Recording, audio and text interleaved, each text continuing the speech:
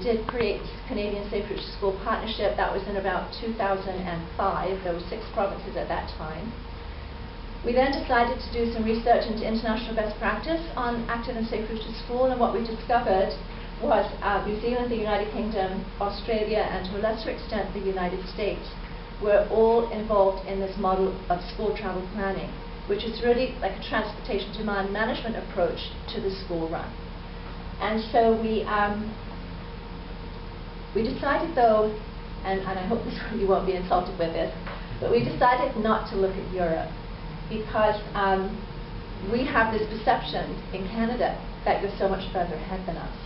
And if we come to a country like, like the Netherlands, Denmark, and other countries where we have colleagues that do this kind of work, we just felt the differences were so great.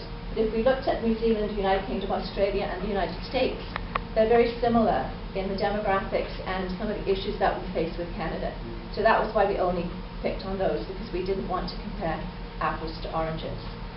So there is a document that is on our website, and that's the website address there, on international best practice in school travel planning. We just updated it very recently, actually, so it is quite, I think we updated it this past spring. And then we turned that document into an application for funding to our federal government.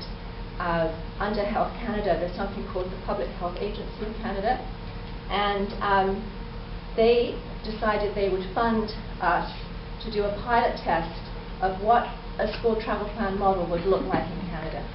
So we started off with 4 provinces. We had Ontario, Nova Scotia, Alberta, and British Columbia.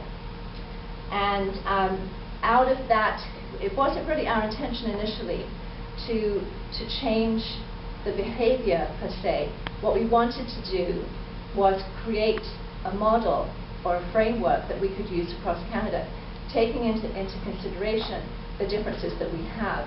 We don't have a national education authority. Everything is done at the provincial or state level. So education policies, health policies, transportation policies can be different across the country. So we needed to create a framework that would take all of that into consideration and be very flexible, but avoid those provinces having to recreate the wheel every time. But we were very pleased to find out at the end of the pilot phase that although we had created our model, we actually did see a reduction. It wasn't a huge reduction.